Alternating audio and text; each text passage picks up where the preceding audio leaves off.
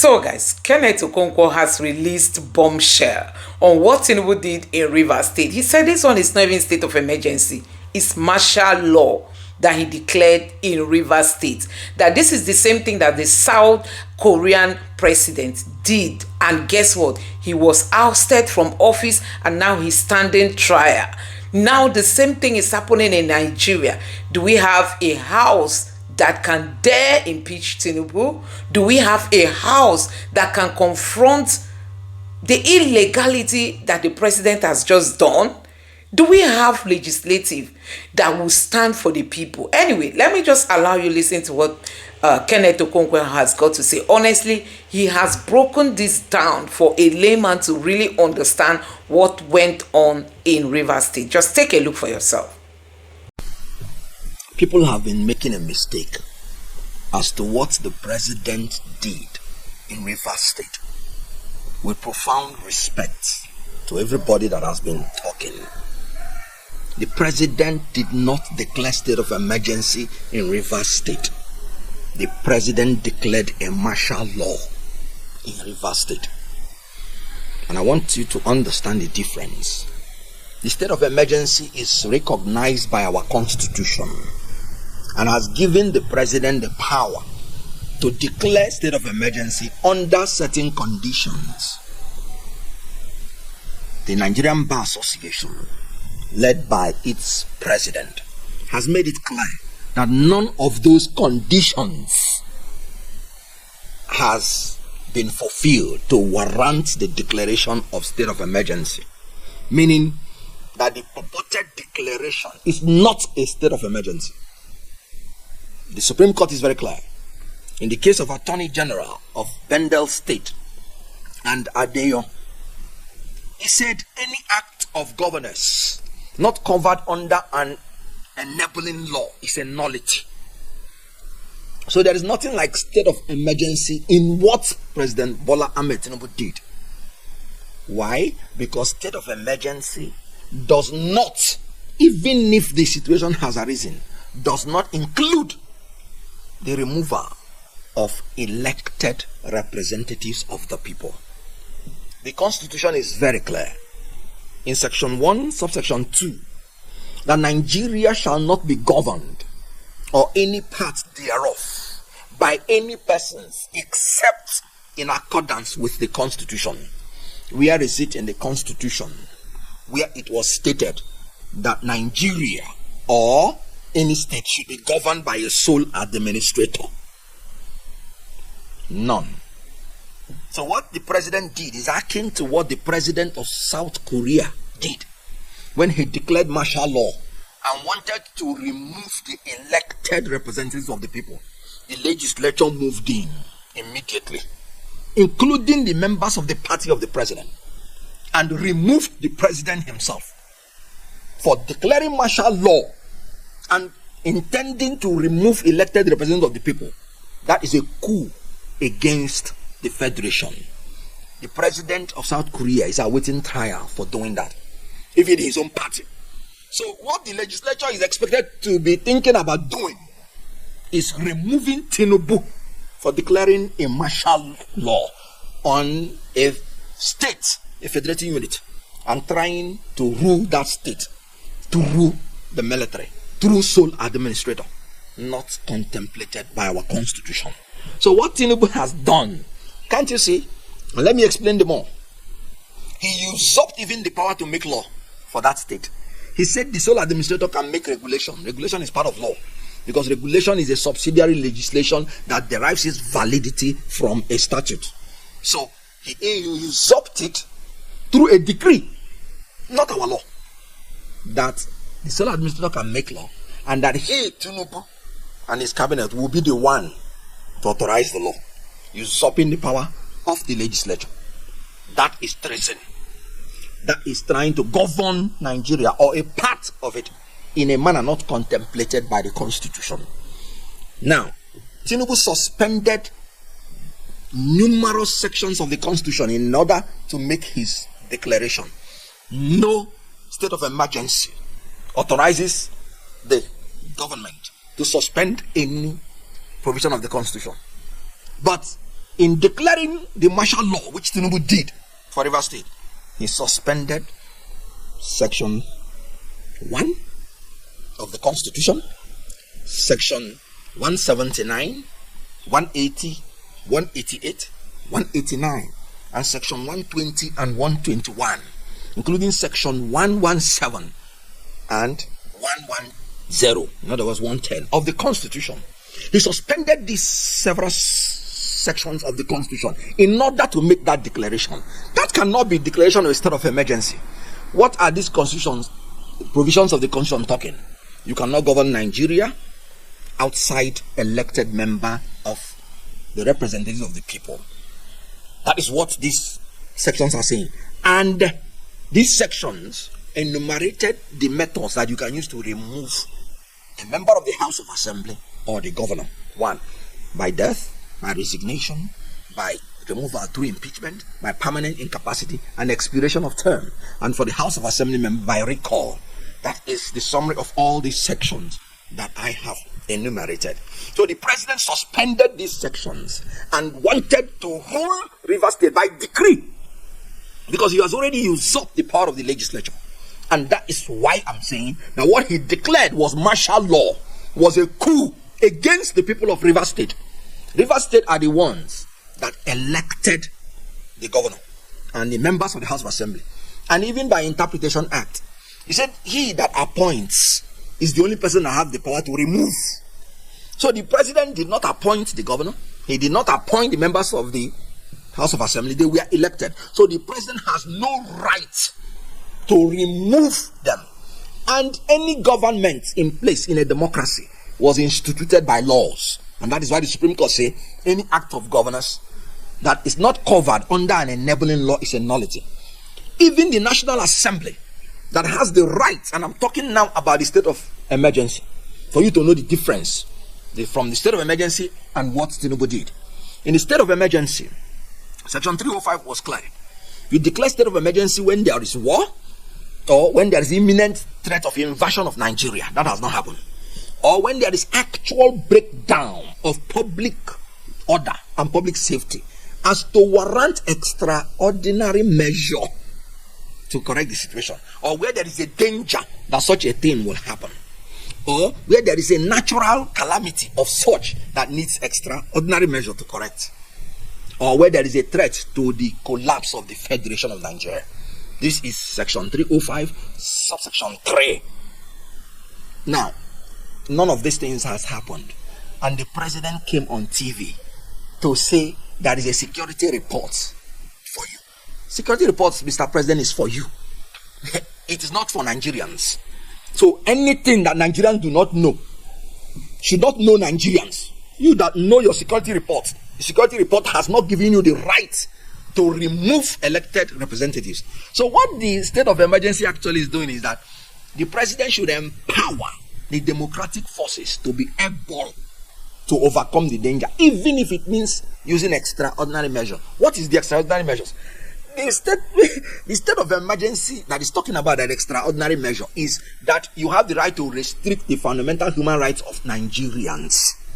When you are taking away the extraordinary measure, it does not mean removing elected representatives. And this was stated in Section 45 of the Constitution, when they say that the provisions of the human rights cannot invalidate any law made by the National Assembly if that law is intended for the defense, public safety, public morality, public order, or public health of the country.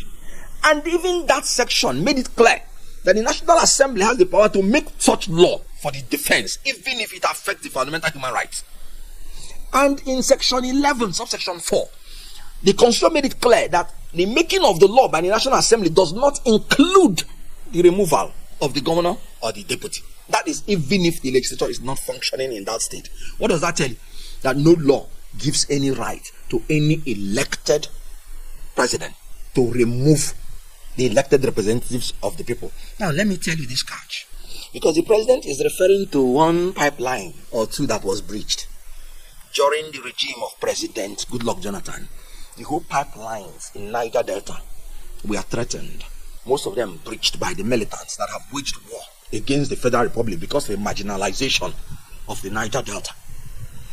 President Goodluck Jonathan, bless his soul, that was a situation that needed a state of emergency. He did not even declare a state of emergency because he did not believe that there was anything extraordinary in what these people are doing, which the security forces cannot contain. He simply made an order that the security forces should restore order in that region and arrest the culprits and bring them to justice. This was what he did. And the security forces moved in. No governor was affected, no House of Assembly was affected, and it led to the dialogue, which resulted in the amnesty, which brought peace to the region, which we are enjoying today. When a competent president wants to make peace in any part of the country, he goes it by the way that President Goodluck Jonathan, that President Umaru Yar'Adua went about it. You negotiate, you go into dialogue, not going to support your appointee in order to destroy the state because you want to capture the state.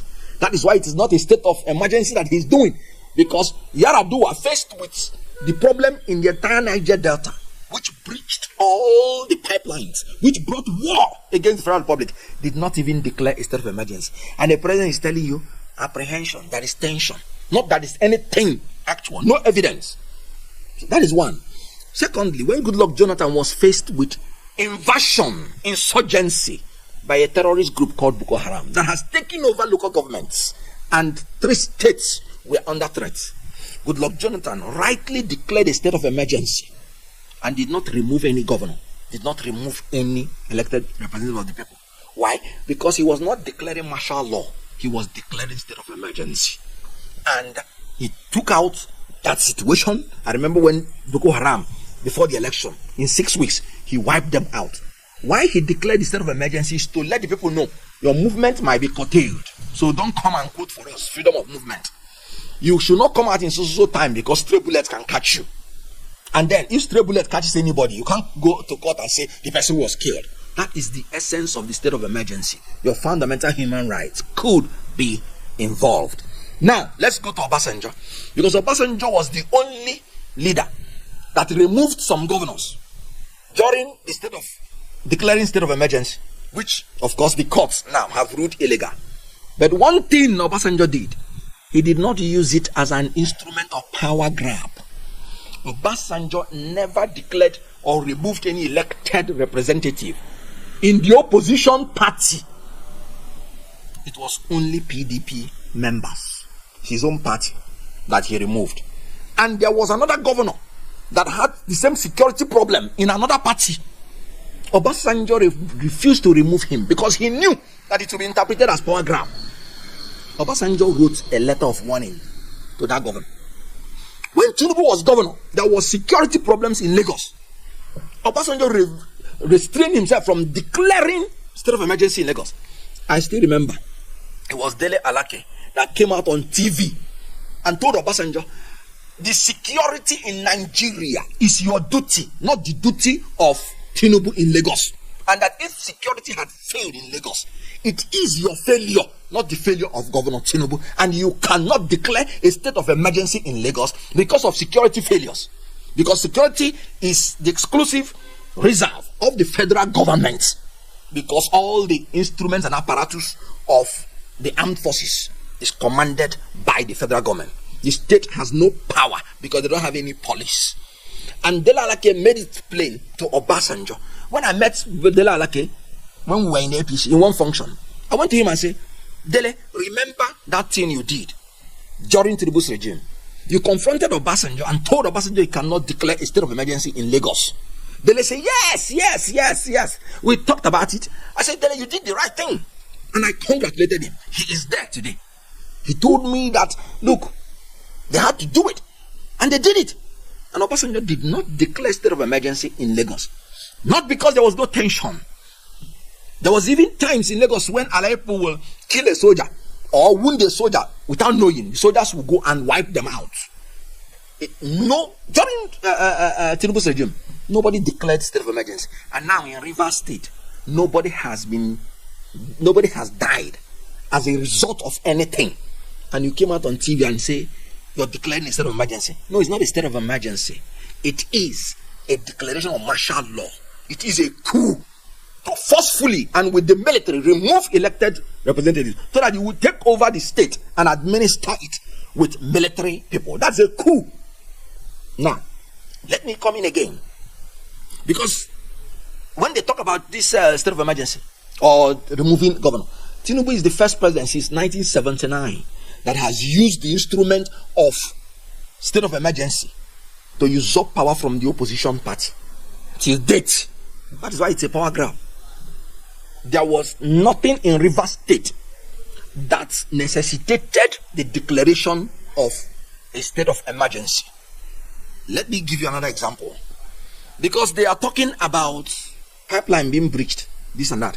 When they organized the local government election in Rivers State, secretariats were burned by people who were against the governor. Somebody was caught with a bomb. He detonated it, he wounded him. They traced him, they knew him, they arrested him. What has happened to him? To date, nothing. People went arsonists who were loyal to the appointees of the president, burnt down the secretariat in open glare. Nobody was arrested. Why? No state of emergency was declared. Why? And then, now you have peace. You're saying you are declaring a state of emergency. I was really troubled when the president was mentioning Supreme Court judgment. The Supreme Court judgment said that Appropriation Act must be submitted by the governor. Resubmitted. Not submitted, because the governor has submitted it into a legitimate House of Assembly. And they were legitimate until the declaration of the Supreme Court. Now, they said he should represent it to the 27 lawmakers. And the law is that no money of the state can be spent except it is appropriated by the House of Assembly, and that the governor will present it for such appropriation, and it will be embedded in an appropriation bill, which will become law if passed. That's why I say that Tinubu suspended Section 120 and Section 121, because he wants to destroy the same Supreme Court judgment, which has given a final judgment on the issue, that the governor should represent the Appropriation Act. This declaration is against the Supreme Court judgment, and it is now Tinubu that is disobeying the Supreme Court judgment, not the governor of Rivers State. The governor of Rivers State he wrote to them first, come, let us discuss about the budget. What a good man. Why is he inviting them? Because the budget that contained only 3 members of the House of Assembly will not be the same as the budget that will contain 27 members. So in his characteristic form, he said, come, let us sit down and discuss the issues that arose from Supreme Court judgment. They refused. They gave him ultimatum. Can you imagine? People who gave ultimatum mean we are waiting for you, and you must come and present this within this time. The governor, when they refused to come and see him, went to honor the ultimatum. And yet, they locked the gate against him. And yet, Tinubu is giving it as an example. And he's calling the governor. Which governor? The governor that said he is going to obey everything about the Supreme Court judgment and has obeyed all. And you're still calling him. That means you have a sinister motive to overthrow this government by force. And that is exactly what he did. Deploying the military. Because that deployment is against the judgment of the Supreme Court, which is an impeachable offense for a president to move against the judgment of the Supreme Court. The Supreme Court is very clear. No money should be spent. And they even stopped the allocation to that state. So saying that you will unilaterally make a law to overrule the Supreme Court and give the money of Rivers people to a sole administrator who is not even from their state, who is not even elected by them, means that you want to use your power, which is military power, as the commander-in-chief of the armed forces. You want to use the armed forces to steal the money of Rivers people and use it and give to your stooges, because there is no law that covers it. Like I said, the Supreme Court is clear. Any act of governance not covered under an enabling law is a nullity. So Tinubu is trying to breach the Supreme Court's judgment. Tinubu is trying to usurp the power of the National Assembly to make law. Tinubu is the executive.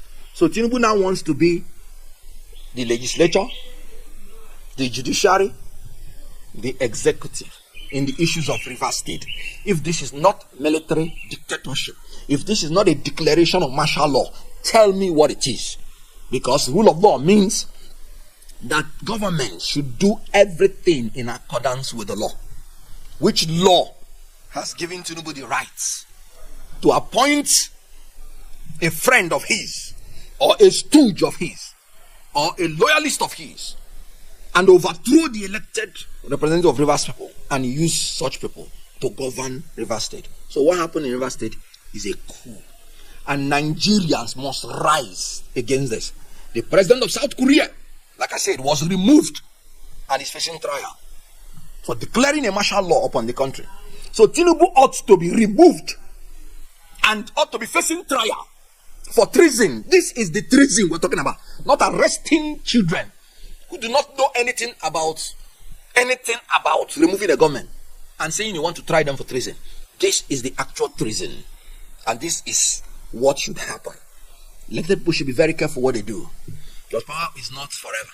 One day they will account for all the things they are doing. So what happened in Rivers State is a coup, and should be regarded as that. It's not a declaration of state of emergency.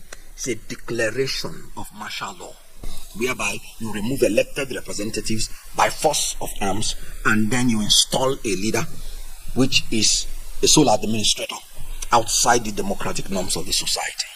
The House of Representatives has already approved President's request of this state of emergency.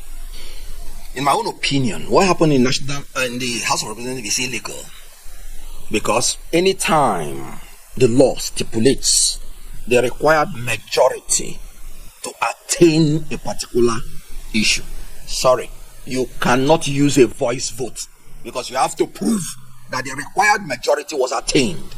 Section 305, subsection 6b, if I can remember, made it clear that 2/3 of the members of National Assembly has to approve of any declaration of state of emergency within 2 days. So assuming without conceding that it is even state of emergency, which I have told you it is not, and I have quoted the NBA, which is the highest association of lawyers in Nigeria, that said none of the conditions has been obeyed that will warrant the declaration of state of emergency.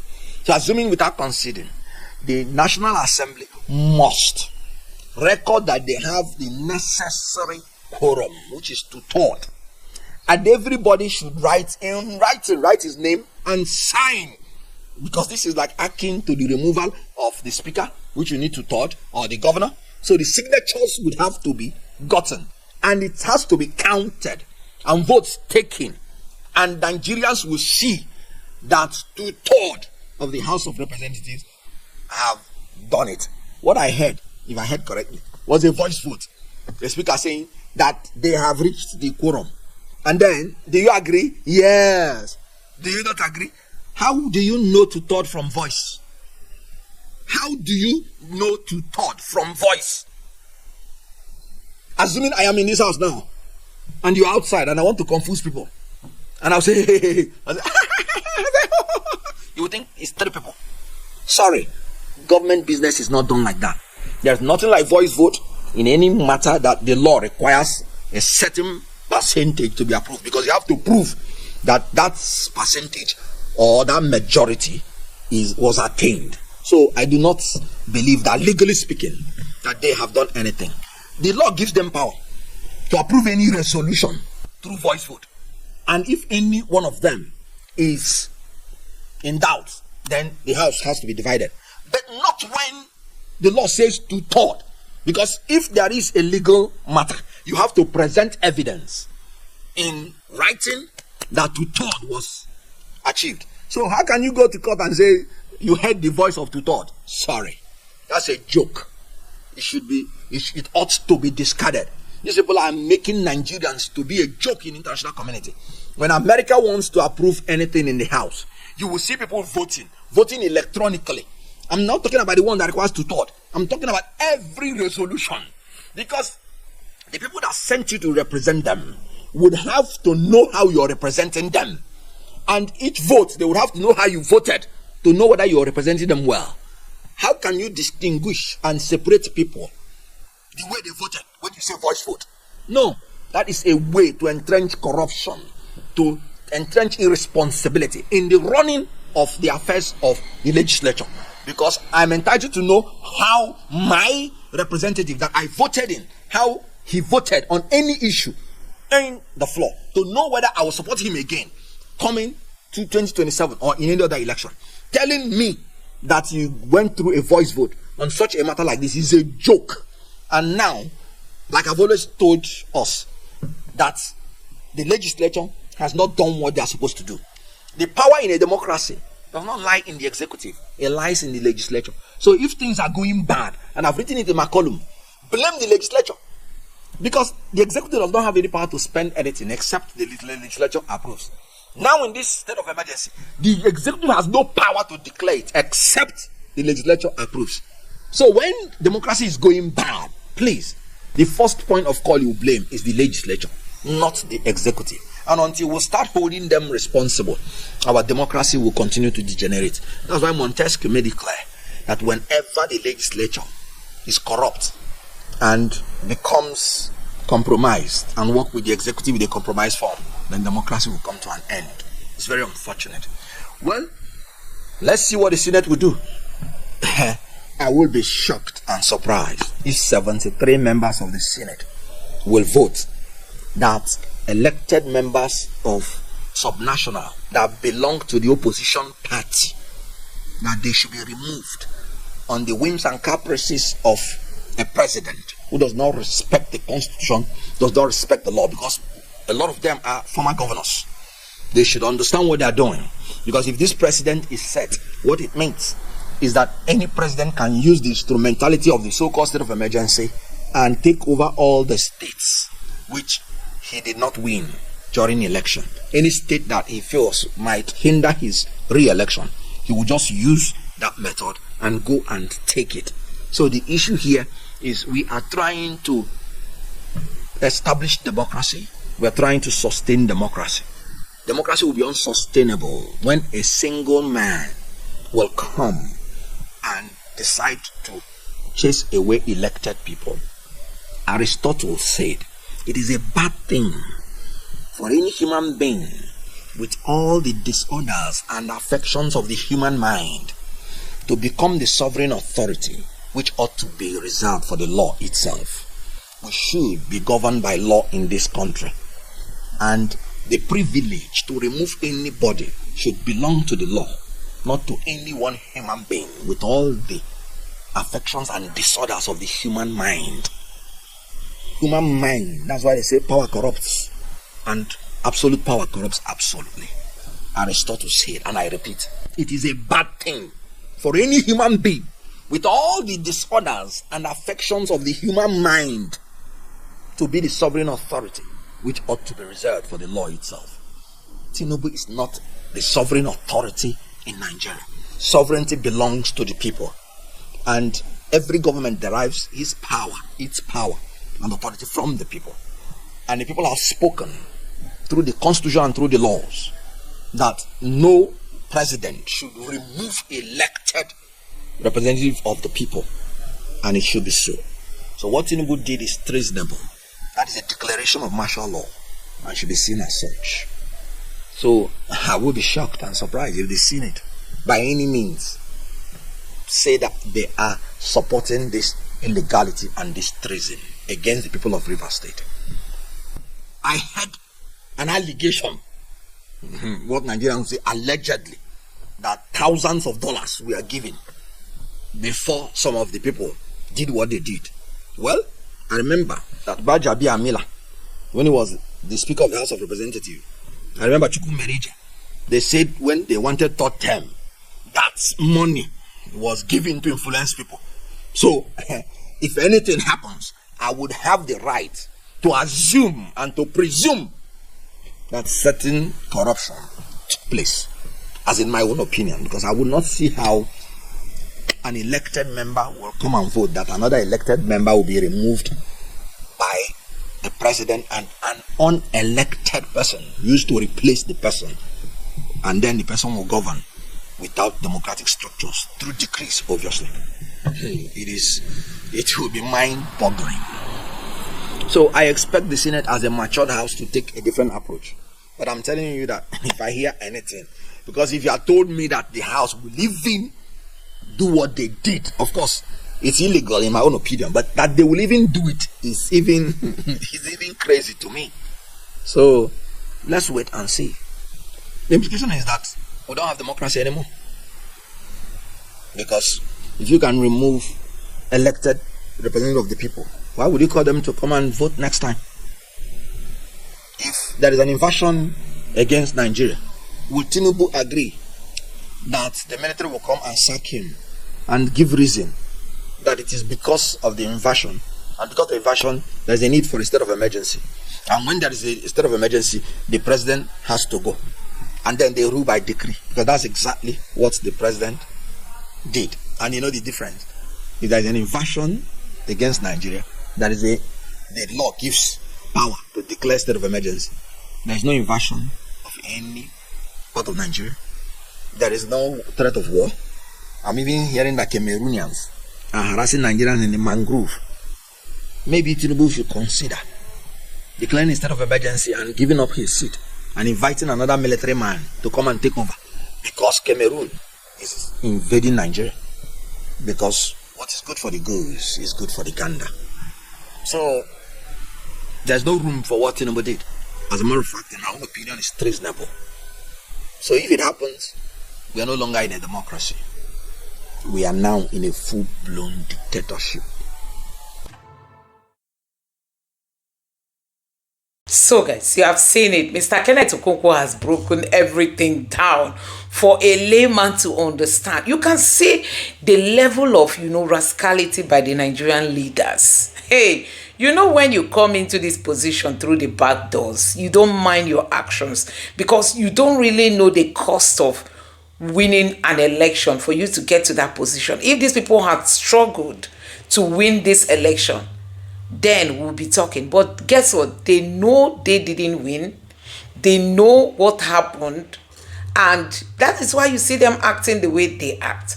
It's like when you don't, if you don't work hard to make money, you use the money anyhow. That's just what you are seeing. So guys, you have heard what Mr. Kenneth Okonkwo has come out to say. The legality of what is playing out. And guess what? If this one is not checkmated, it is still going to happen elsewhere in another state. Just because the APC is desperate to take over states in Nigeria, you can see what is happening. And Nigeria is a place that when something happens today, the next moment people forget it, becomes a bygone. Nobody remembers it again.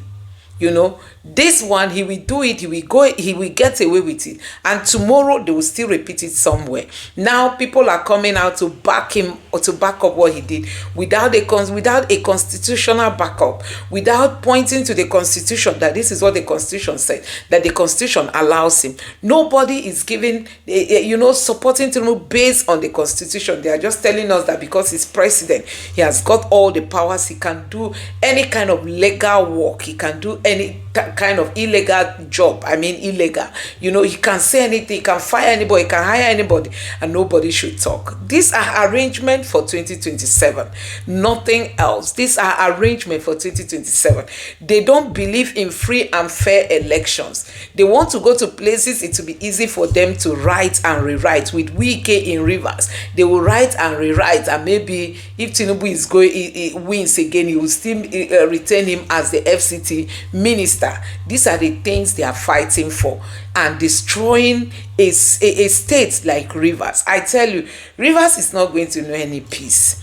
In years to come, investors are not going to come in. So many projects are not going to be executed. So many things are not going to be happening. The whole thing has been destroyed by this transactional leadership style that we are seeing in Nigeria. These are people that don't care. These are people that believe in election rigging. If Tinubu is not scared of him being ousted in 2027, why is he so desperate for Rivers? If he's not scared of his poor performances, why is he so desperate? because these are places they can easily write all kinds of results. Anyway, we are waiting for them in 2027. Tinubu must be out because we can't continue like this. Let me know what you think about all this in the comment section below. I hope you've heard everything Mr. Kenneth Okonkwo has got to say, and you know that he's somebody that breaks things down for you to understand. Let me know your thoughts in the comment section below. Please don't forget to subscribe to the channel, turn on the notification bell. Please give this video a like so that YouTube can recommend it to others, and drop your thoughts in the comment section below. Thank you.